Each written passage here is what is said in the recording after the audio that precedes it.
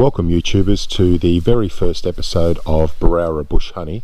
My name's Greg and I just wanted to share a little bit of my journey as to the starting of beekeeping here on Sydney's Upper North Shore in a place called Berowra. I'm very lucky in that we are surrounded by National Park here, so there is a very large source of nectar and pollen for the bees to bring back. By way of history, I've been interested in keeping bees for quite some time, and through one thing or another, and it's never sort of happened until the crowdfunding program or the campaign for the flow hive, which is an Australian invention from the northern part of New South Wales in Australia, by Stu and Cedar up there, who designed over 10 years what's become now known as the flow hive.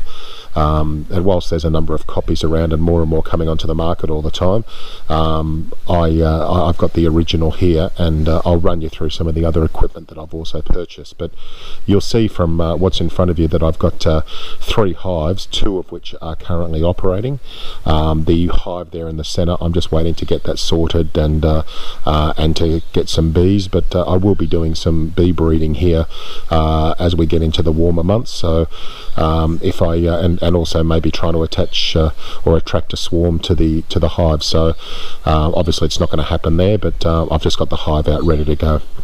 So you'll see there that I've actually got a cedar, which was the original flow frame, and that was a 6-frame unit in the red cedar that came as part of the original crowdfunding campaign.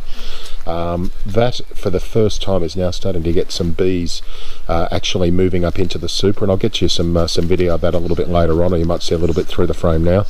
But that hive has had a little bit of a checkered past in terms of going queenless for a little while, and it's just starting to build up bee numbers now after getting a queen from Kangaroo Island, which is part of Australia, which is well regarded, I do believe, for having fairly good lineages on their queens. But she seems to be laying quite well now after doing a hive inspection last week. So you've got 6 frames there, and as you can see, those bees are just starting to come in now and to have a bit of a look at what's going on inside that. So I will get you some other imagery as that a little bit later in this production.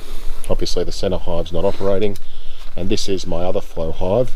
Now this is just one of the flow supers on top of a 10-frame Langstroth box, and that hive there has 7 flow frames, and I've also got another 3 or 2 frames on top of that to come online, which will give me a total of 5 frames, which I think will be more than enough for a fairly new beekeeper.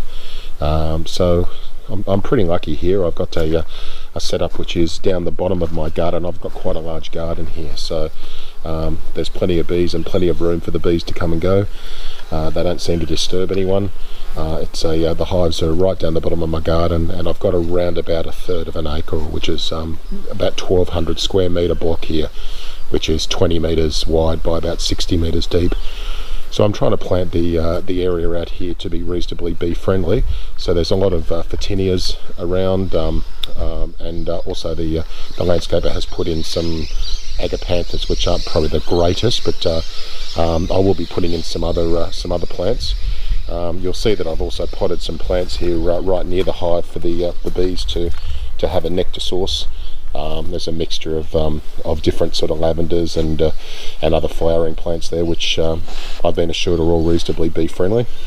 But anyway, I'll just get you some imagery of the bees going from both hives, and then I'll try and get you some better imagery on a tripod for the bees inside the flow frames. They're just starting to have a bit of a look around. You can see there's one bee who's just starting to have a bit of a look in there now on this 7-frame flow hive. So I am hopeful.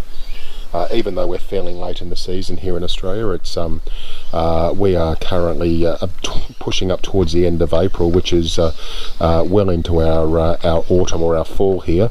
It's been unseasonably warm, so we've had plenty of foraging by the bees. So I'm led to believe that there's still quite a bit of nectar and pollen or nectar out there, and also you know, they're bringing back a lot of pollen, which would indicate to me that there's a fair bit of brood activity going on in both those hives. So anyway, I will try and get you some other footage and put it on there. Anyway, I hope you've enjoyed this. I will be trying to make some other video logs here of hive inspections and just running through what's involved in keeping the bees here. But I just wanted to make a first video presentation for you to look at. Thanks very much. If you do enjoy looking at these types of productions, please like and subscribe, and I'll be making some more. I don't think I'm going to be a media mogul, but I'm certainly happy to share this journey with others, so that as I learn, they can learn, and I'm also quite happy to take on any sort of feedback from other people as to maybe ways that I can improve things. Thanks very much for watching, and I'll leave you with some footage. Thank you.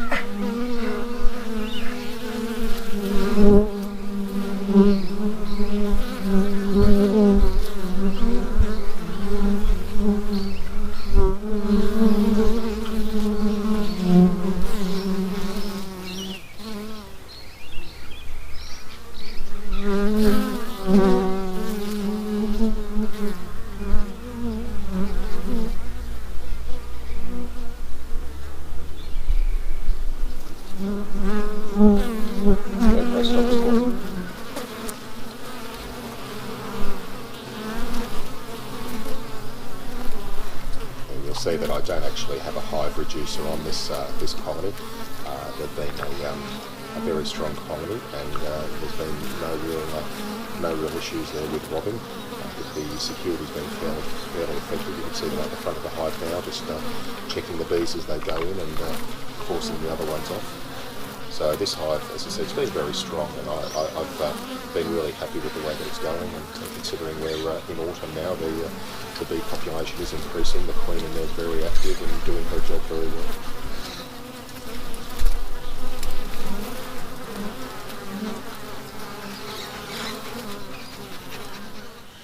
Okay, so just a quick look at some of the equipment that I've got in the house at the moment, which I'm hoping to move outside fairly soon. My intention is to build a second deck. The first deck down there is just 90 by 90 treated pine, which has been primed, painted and screwed together, and then I used some leftover boards from a previous project on another dwelling that I was working on, and that's a composite decking material which has been really good, and it doesn't warp or rot or split, so I was happy to use that, but I'll need to go and buy some for the next project. So the idea will be to have 2 hives where there are currently 3, and then I'll build a larger deck that will hold up to 3 or 4 hives. So my intention is in the first year or 2 of beekeeping just to keep it to 5 hives, which should provide more than enough honey to sell at the local markets. And also my main focus in this is looking after the bees, and also pollination of gardens, and making sure that I provide a good environment for the bees to flourish in this area, and the honey really is a bit of a bonus at the end of that. But what you can see in front of you there are another couple of Langstroth boxes. They're both 10 frame boxes, and there are 3 extra flow supers. Now they're the flow super or the hybrid supers, which means that they have 4 of the flow frames inside that box, and then you've got 2 standard flow frame, or 2 standard frames inside each or either side of those flow frames. So there's 4 standard frames inside there, which I'll be using just some frames with foundation, some wide frames with foundation. for them to build some honeycomb on. And that will either be used, I can either sell that honeycomb if required, or alternatively, I can just use that for hive management, or if I'm packaging up some nukes to sell or to pass on to other people, then I can send that with some honey for the bees to start off on. So the flow hybrids are a pretty good idea, I think, and they're a cheaper way of getting into flow hive and keeping hives. To give you an idea, the flow supers with the 7 frames, you're looking at around about $700 Australian for those, which is not a cheap way of doing it. But the flow hybrids with the 4 frames in them, you can buy those for around about the $430 on eBay. So you're going to be producing less honey through the actual flow hive, but it does give you other tools in terms of using the honeycomb or using it for nukes, as I mentioned before.